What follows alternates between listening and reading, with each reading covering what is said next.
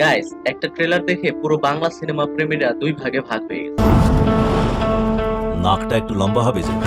সে এমন একজন যে ক্ষমতার সামনে মাথা নত করেনি।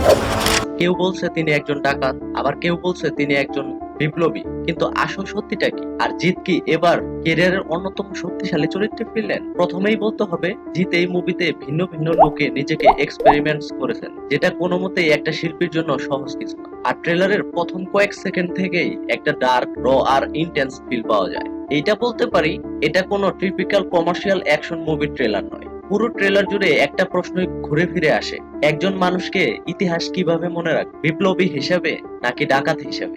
সেটা অবশ্য 14ই আগস্ট মুভি দেখেই বলা যাবে। কিন্তু গাইস, জিতের কামব্যাক কিন্তু অসাধারণ হয়েছে। সুপারস্টার জিতকে এই ভিন্ন ভিন্ন লোকে সত্যি অসাধারণ লাগছে। তার চোখের expression, body language, dialogue delivery সবকিছুই আগের চেয়ে অনেক ম্যাচিউর মনে হয়েছে। কিন্তু আমার মতে অনেকদিন পর জিত এমন একটা ক্যারেক্টার করছেন যেখানে শুধু অ্যাকশন নয়, ইমোশনও সমান গুরুত্ব পাচ্ছে। সাথে সাপোর্টিং কাস্ট গুলাও স্ক্রিনে আগুন লাগিয়ে দিয়েছে। ট্রেলারে তোতা রয় চৌধুরীকে খুবই শক্তিশালী পুলিশ অফিসারে প্রেজেন্স করা হয়েছে। এছাড়াও লোকান দে, চন্দন সেন, প্রিয়াঙ্কা সরকার, দেবাত্মা সাহা, দেবপ্রিয়, দুর্বার শর্মা, জেমি ব্যানার্জি, এদের প্রত্যেকের উপস্থিতি স্টোরিটাকে আরো বাস্তব মনে করেছে। আর এমনিতে গাইস, শুধু জিতকেই আমরা এই মুভিতে ভিন্ন ভিন্ন লুকে দেখবো না, বরঞ্চ মেকার ভিন্ন ভিন্ন জেনারেশনও দেখাবেন আমার মনে হচ্ছে। কারণ এই জায়গাটাতেই দেখুন, এটা হিস্টোরিক্যাল মুভি হতে চলেছে।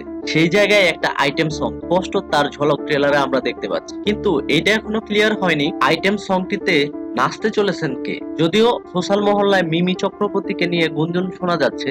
আপনারাই বলে যান কমেন্টে কে হতে পারে এই আইটেম বম। তো যাই হোক, এই ট্রেলারের সবচেয়ে বড় প্লাস পয়েন্ট লেগেছে আমার কাছে এর সিনেমাটোগ্রাফি। প্রতিটা ফ্রেম অনেক যত্ন নিয়ে তৈরি করা হয়েছে। কালার টোন, লাইটিং আর ক্যামেরা মুভমেন্ট পুরো ট্রেলারকে একটা রিয়েলিস্টিক সিনেমাটিক ফিল দিয়েছে। সাথে ব্যাকগ্রাউন্ড মিউজিক ও সাসপেন্স আর ইমোশন দুটোই ধরে রাখতে পেরেছে আমার বলে মনে হয় মেকার। কিন্তু গাইজ, আসল গল্পটা কি হতে পারে? একজন মানুষ যাকে কেউ হিরো বলছে, আবার কেউ ক্রিমিনাল, তাহলে সত্যিটা কোথায়? আমার মনে হয় এই মোরাল কনফ্লিক্টটাই সিনেমার সবচেয়ে বড় শক্তি হবে।